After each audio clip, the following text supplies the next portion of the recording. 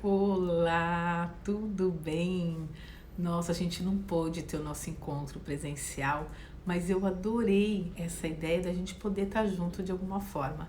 Então eu tô aqui pra gente tomar um cafezinho juntos, tá bom? E sabe o que a gente vai falar? A gente vai conversar sobre capacitismo. Mas antes disso eu vou me apresentar, né? Porque eu acho que nem todo mundo aqui me conhece.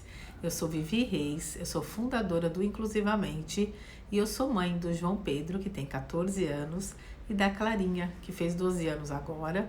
E a Clarinha nasceu com T21, síndrome de Down, assim como muitos de vocês que estão aqui. Quando a gente recebe essa notícia, né, do diagnóstico, muitas coisas passam pela cabeça da gente.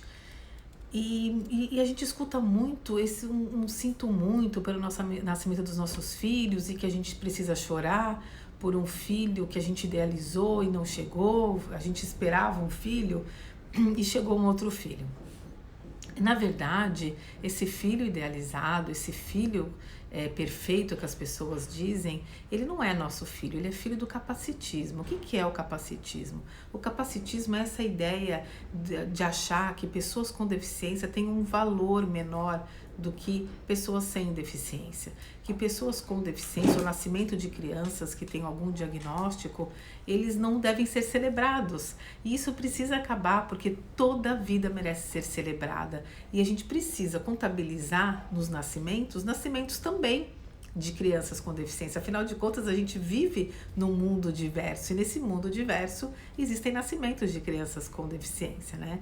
Então a gente precisa olhar para o nosso filho com todo o potencial, com todas as possibilidades, com futuro, com um afeto, um carinho, porque os nossos filhos, o que eles mais precisam, o que eles mais querem é serem amados. Eles querem ser abraçados e aceitos exatamente como são. Então a gente precisa compreender que esse filho idealizado, ele nunca existiu.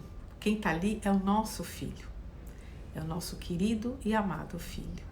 E é a partir daí que a gente vai construir toda uma vida mais serena, uma vida onde a gente olha para os nossos filhos e a gente enxerga os potenciais e não apenas ficam apontando as limitações. Ah, mas ele não consegue isso, ele não consegue aquilo.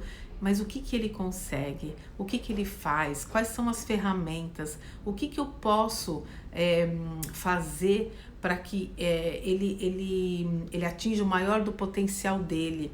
E uma coisa, gente, super importante, nunca comparar os nossos filhos. Cada criança é uma criança, mesmo tendo trissomia do 21, cada um vai ser de um jeito. Então, um vai ser mais alegre, mais expansivo, o outro vai ser mais retraído, mais tímido. Um vai ser melhor em matemática, o outro vai ser melhor em português, o outro vai ser melhor em geografia, outro em história.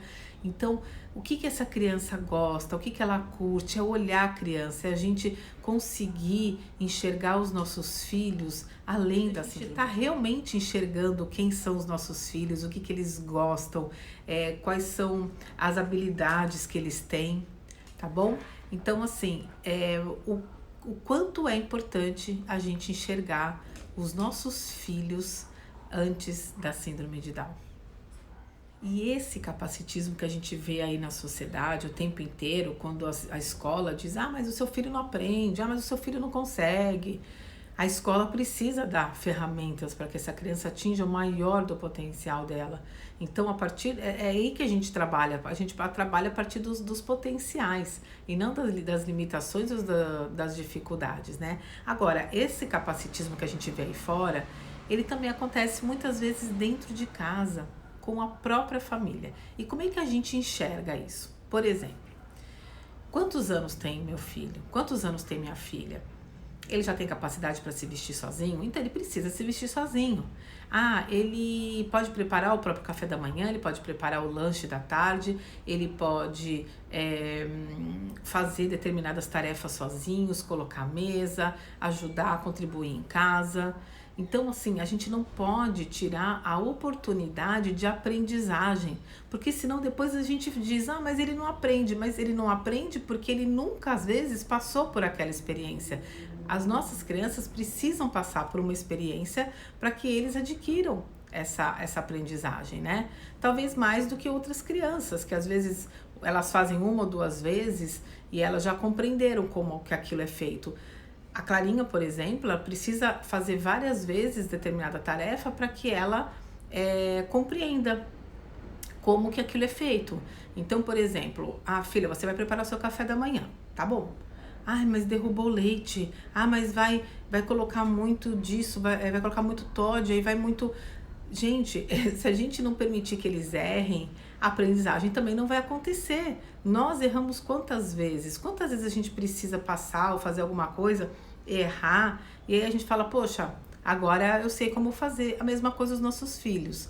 Então, todas aquelas atividades, tem 1 aninho, tem 2, tem 3, o que ele pode fazer? Pode guardar o seu brinquedo, ele pode ajudar a colocar a mesa, se já tem aí uns 3 anos, claro, não vai dar faca de repente ou coisas perigosas, mas nas próprias tarefas da vida diária que são fundamentais para o planejamento. Para quê? Para que ele pense, para eu colocar a mesa, o que eu preciso para colocar a mesa? Preciso colocar toalha, eu preciso colocar prato. Quantas pessoas tem? São 3, então eu vou colocar 3 pratos, 3 garfos, 3 facas. Isso tudo envolve toda essa parte de planejamento que é muito importante depois para a vida adulta deles. Então, tirar essa possibilidade, mas ele demora muito para se arrumar. Então, começa antes. Se ele demora 20 minutos para se arrumar, então acorda ele 20 minutos antes e permita que ele se troque sozinho.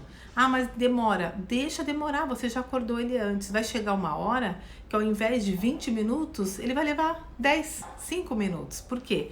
Porque ele vai repetindo, ele vai fazendo essa atividade e ele vai criando autonomia em fazer aquilo.